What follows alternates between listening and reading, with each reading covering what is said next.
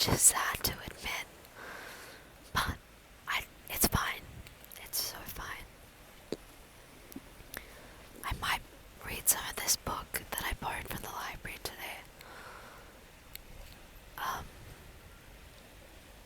Actually, no, I'm not gonna do that.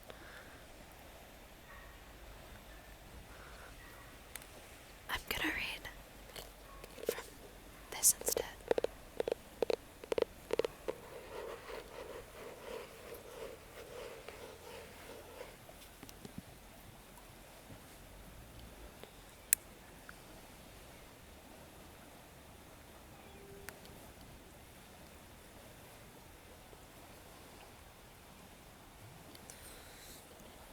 I think I'm gonna eat some chocolate first.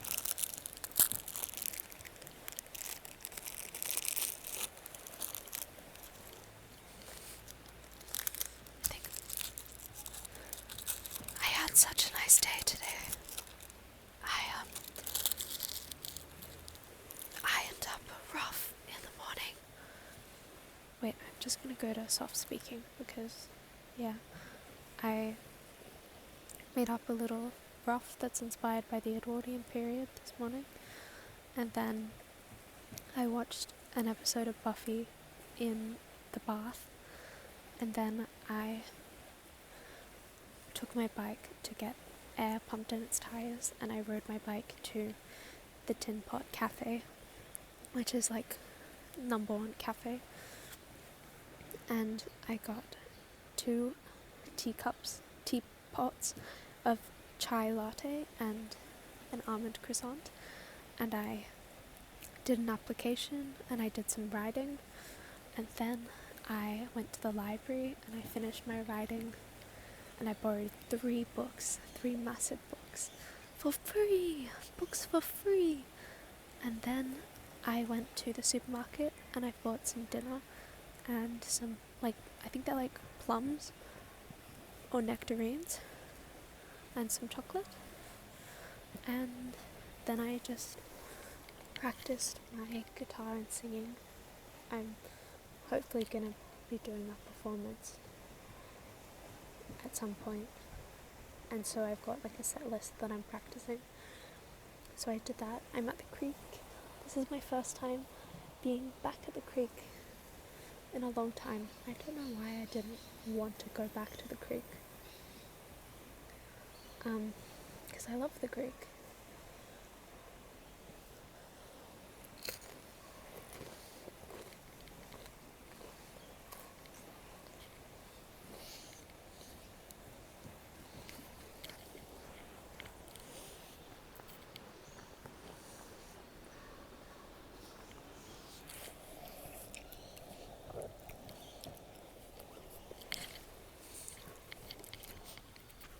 My one problem, or 2 problems, is that 1, I forgot to bring a jumper, and 2, I forgot to bring any water, so I'm kind of parched. Also, look at my nails, they're growing out now. Oh my god, I feel like my hands are shaking, but they're ladybirds. I'm at kind of like a boring part of this book, so I might skip some.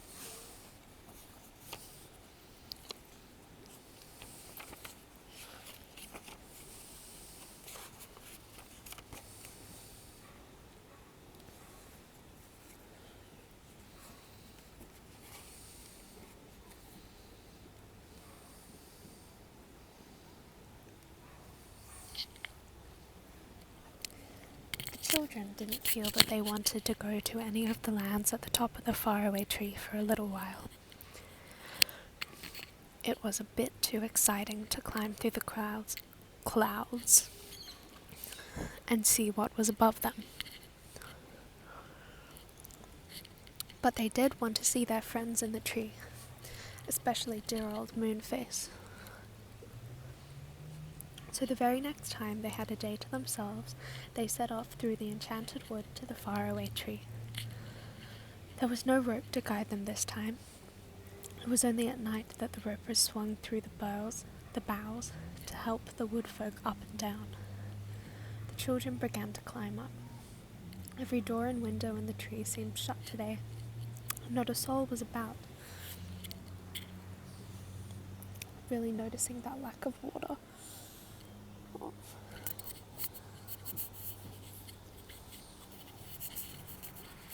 Cover my ears.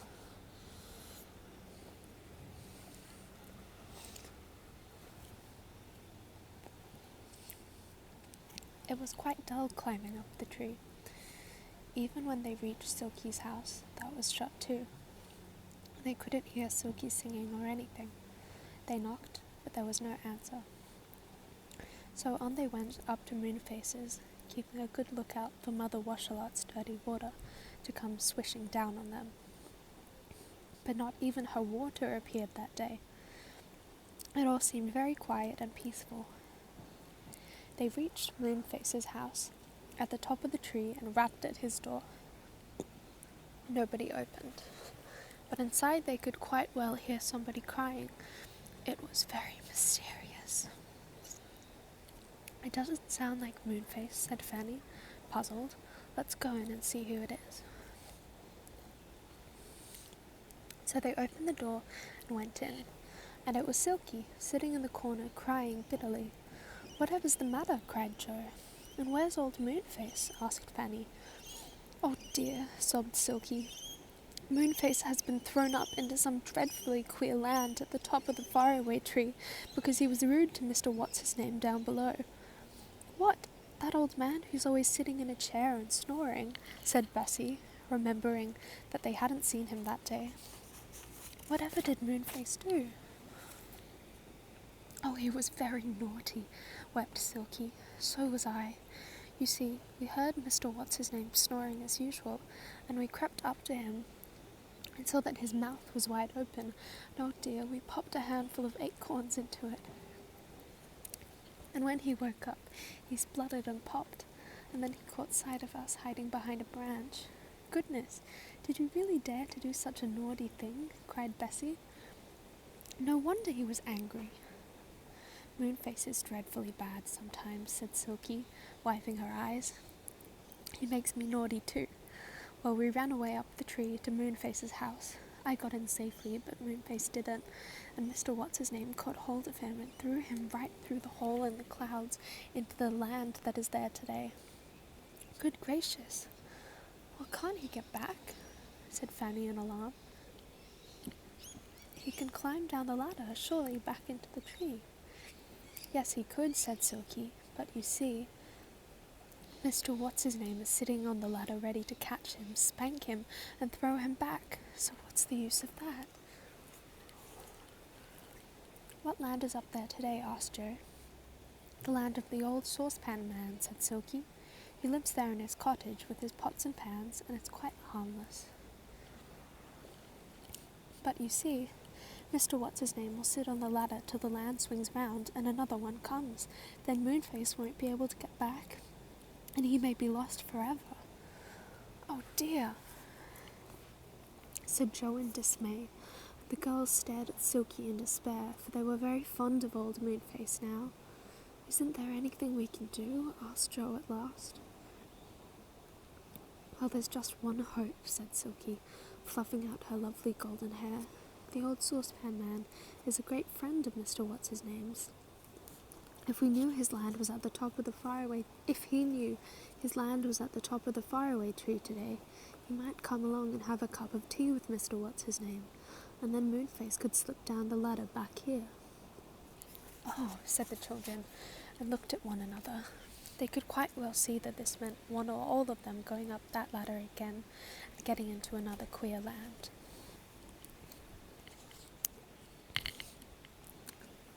I'll go, said Bessie. After all, Moonface helped us last time. We must help him now. So we'll all three go, said Joe. So they set up to the topmost branch to the little ladder. There they found Mr. What's-his-name sitting, reading his newspaper and smoking an enormous pipe that sent clouds of smoke out of the hole in the clouds. Please, can we pass? Asked Bessie timidly. "No, you can't," said Mr. What's-his-name rudely. "Well, we've got to," said Joe. "So if we tread on your feet, you must excuse us." Mr. What's-his-name simply wouldn't move. He really was a very cross old man. He slapped each of the children as they squeezed past him, and they were very glad when they had climbed through the hole and were in the land above. "So this is the land of the saucepan man," said Fanny, when they were standing on the grass safely. "What a funny little land." That was a burp.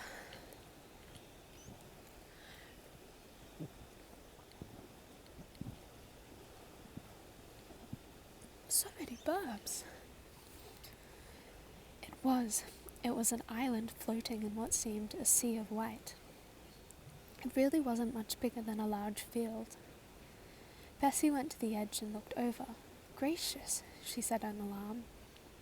"It's like a cliff, and the sea is a big white cloud. Don't go too near the edge, anybody. It wouldn't be nice to fall off." "Hi, hi." "Well, hi, hi," suddenly yelled an excited voice. They turned around and saw Moonface waving to them and running hard towards them. "Hi, how did you get here?" "Hello. We came to see what we could do for you," said Joe. "We heard what happened. Old Mr. What's-his-name is sitting on the ladder still, waiting for you. But Silky said this is the land of the saucepan man, who was a great friend of Mr. What's-his-name's. So we've come to see him and ask him if we'll go and have tea with his friend. Then he can slip down safely and go home." "Oh, good," said Moonface joyfully. "I didn't know what land this was, and goodness me, I was quite afraid of falling off. It's so small. Where do you suppose the old saucepan man lives?" "I can't imagine," said Joe, looking round.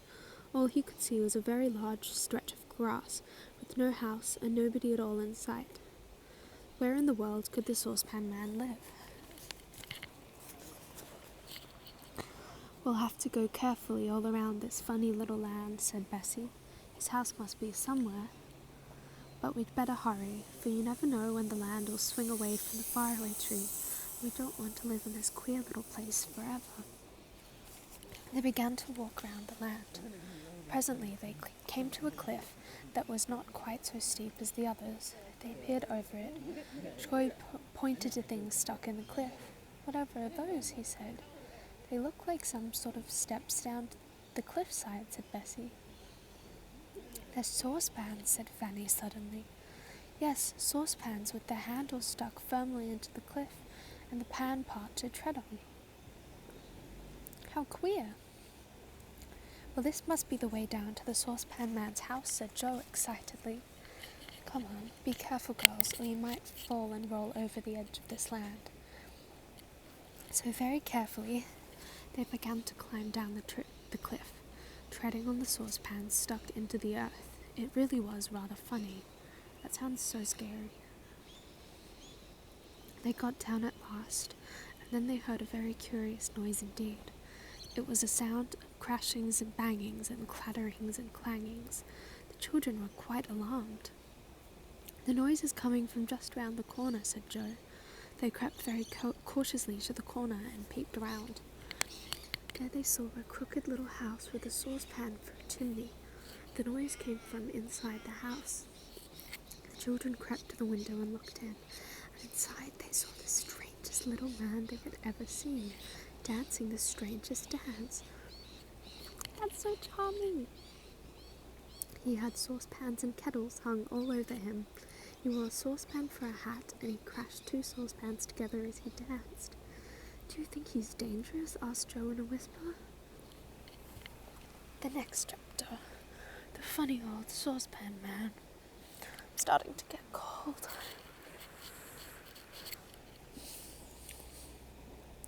"I don't think he's at all dangerous," said Fanny. "He has quite a kind face." "Let's tap at the window," said Bessie. So she tapped, but the saucepan man took no notice. He just went on dancing away, crashing his saucepans together. Joe tapped loudly. The saucepan man caught sight of him at the window and looked most astonished. He stopped dancing and went to the door. "Come in and dance," said he. "Oh no, thank you," said Joe, "We've just come to ask you out to tea." "Ask me for a bee?" said the saucepan man, looking surprised. "I'm so sorry, but I don't keep bees, only saucepans." This reminds me of a time where a lady asked me, "Is this beans?" But I thought she was saying, "Is this bees?" So she would say, "Is this bees?" I'd go, "Bees?" And then she'd go, "Is this beans?" And I'd go, "Is this bees?" She was asking if it was beans. Okay, I don't think that made any sense.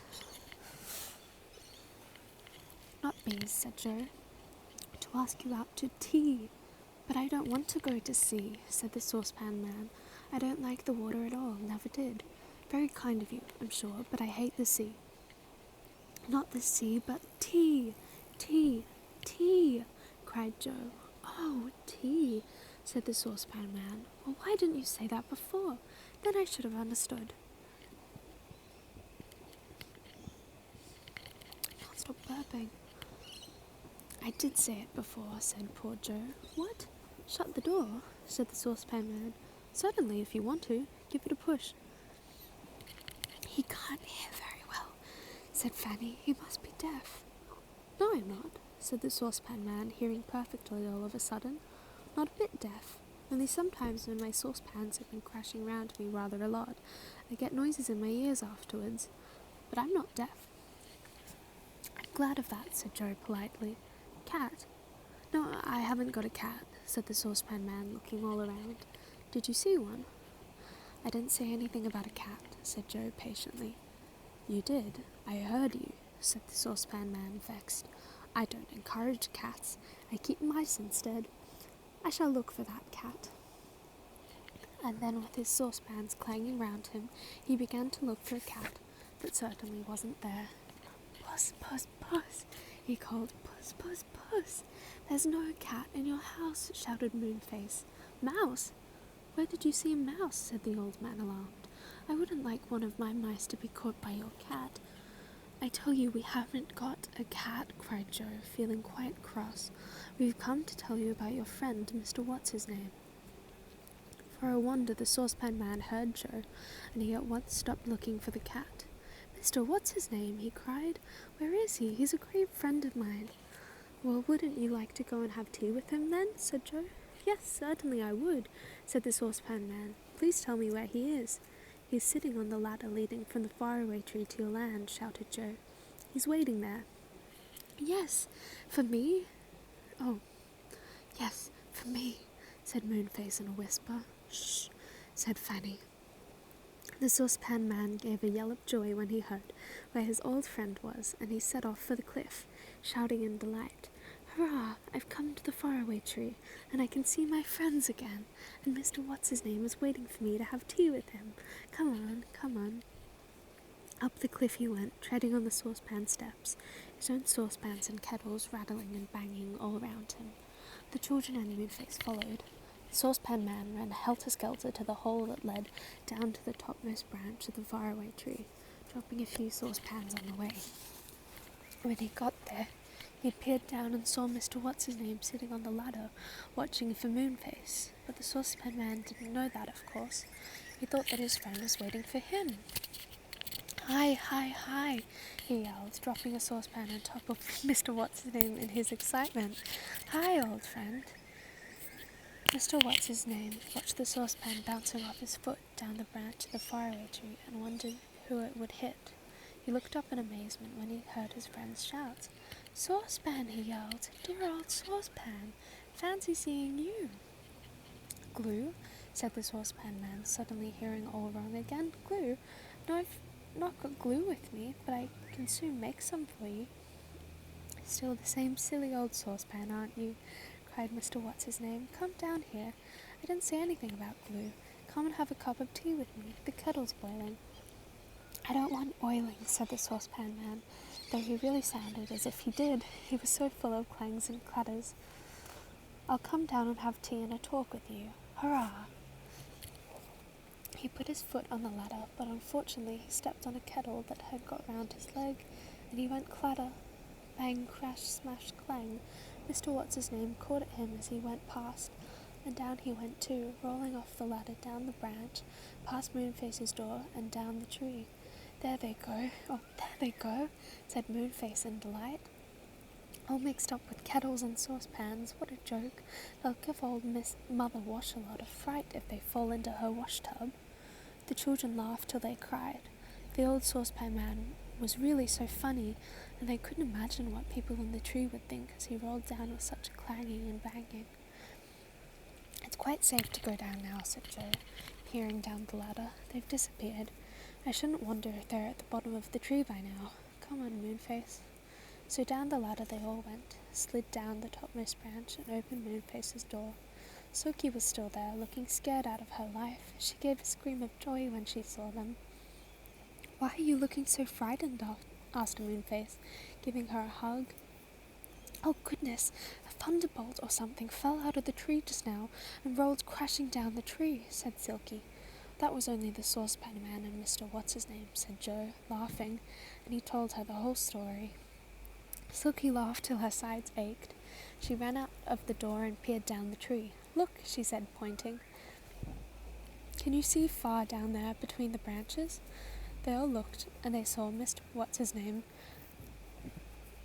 and the old saucepan man climbing painfully up to Mr. What's-his-name's home, both talking together at the top of their voices. "They've forgotten all about us," said Joe joyfully. "Now, for goodness sake, Moonface, don't go putting acorns in Mr. What's-his-name's mouth again. Let's have something to eat, and then we must go home down your slippery slope." So they all five sat round Moonface's funny room and ate some pop biscuits that Silky fetched, and drank acornade, which was made of acorns and was most delicious. And then it was time for the children to go, and they chose cushions, sat at the top of the big tree slide, pushed off, and flew down the inside of the tree, sliding round and round and round till they shot out of the trapdoor at the bottom onto the cushion of moss. Then they ran home as fast as they could, for they were late. "I expect the old saucepan man's gone back to his queer little land by now," said Joe, as they turned in at their gate. But he hadn't. He came to see them the very next day, his saucepans clanging so loudly that Mother looked quite alarmed. "Whatever in the world is that?" she said, as the saucepan man came in at the gate.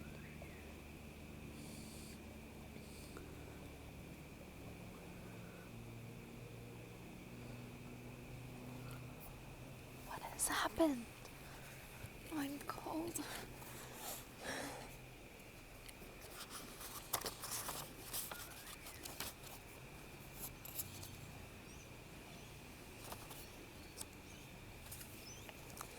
I think I might read one more chapter. Mother and the children stared at the queer old saucepan man as he came in at the gate. He wore an extra large sized saucepan for a hat, and as he came he knocked two pans together and sang a queer nonsense song that went like this: "Two beans for a pudding, two cherries for a pie, two legs for a table with a high tiddly high." At the last high, he banged on the door with the saucepan. Mother opened it. "Don't make such a noise," she said. "No, I haven't seen any boys," said the saucepan man, and he clashed his pans together so loudly that Mother jumped. Then he caught sight of the children and waved to them eagerly. "Oh, there you are. Moonface told me where you lived." "Whoever is he?" said Mother in wonder. "Children, is this queer old man all right?" "Oh, yes," said Joe, hoping that Mother wouldn't ask them too many questions. "Can we take him into the garden and talk to him, Mother? He makes such a noise indoors." "I'm cold.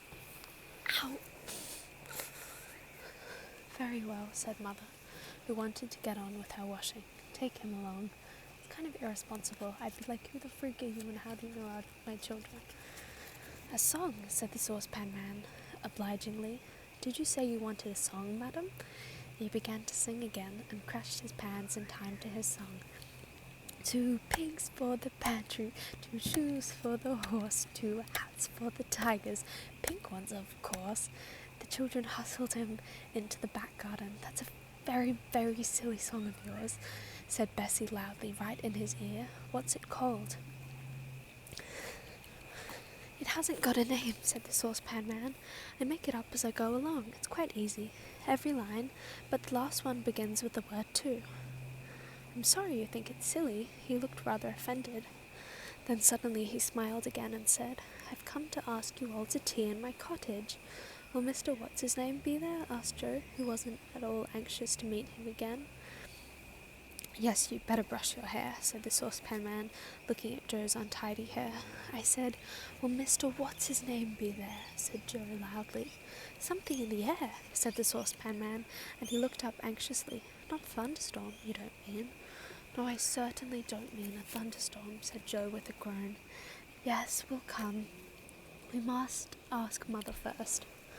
Mother said they could go, though she still didn't very much like the look of the old saucepan man.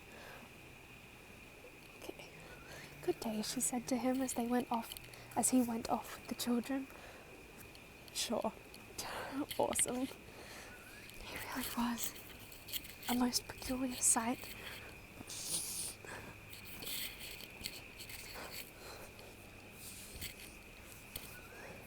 But he had such a twinkling sort of face that the 3 children couldn't help liking him and trusting him. They soon came to the faraway tree and saw that Moonface had thought of a marvellous idea. He had borrowed Mother Washalot's biggest washing basket and let it down on a rope. Then, as soon as they were all safely in it, he and Silky meant to hold them up to save them the long, long climb. "That's a really good idea," said Joe, delighted.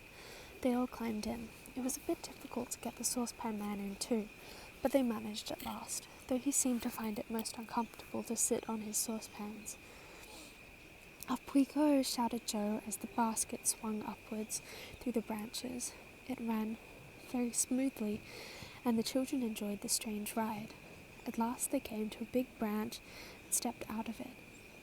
It was quite near Moonface's house at the top. Moonface was there, winding up the rope, a grin on his big shining face. "How did you like that?" he asked. The saucepan man looked at him anxiously. "Cat," he said. "Another cat! Dear me, I hope it won't escape into my land. I've got my mice there." "Now he'll go looking for cats again," said Bessie. And sure enough, the saucepan man began to peer here and there, calling, "Puss, puss, puss, puss." "Never mind him," said Moonface. "Go on up the ladder. He wants you to go to tea with him in his funny, saucy panny house." "Come on, saucepan man," called Joe. "If you want us to come to tea, we'd better go." The saucepan man heard. He stopped looking for cats and ran up the ladder. With a bound, he was through the hole in the cloud and right above. And no sooner had he gone out of sight than he began to yell, "Ooh, ooh, whoa, whoa, whoa." The children listened in alarm. "Whatever's the matter with him?" said Joe. "Crash, bang, clang, smash. He sounds as if he's rolling about on all his kettles and saucepans," said Bessie. "What can he be doing?" "Ooh, hoo," shouted the saucepan man above them. "Stop it! Ow, stop it! Somebody must be attacking him," cried Joe. He leapt up the ladder. "Come on, everyone. We'll soon send any enemies off."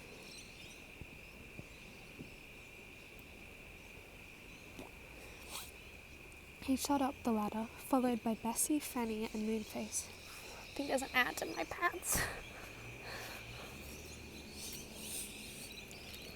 They all clambered through the hole in the clouds and stood on the land above. But oh my goodness me, it was no longer the land of the saucepan man, that tiny little cloud-edged country. It was another land altogether. "My land's gone," shrieked the saucepan man. "I didn't know it had. This is somewhere else. Ooh." No wonder he said ooh. The bit of flat field he was standing on suddenly gave a shiver like jelly, and then just as suddenly tipped itself up so that it made a hill.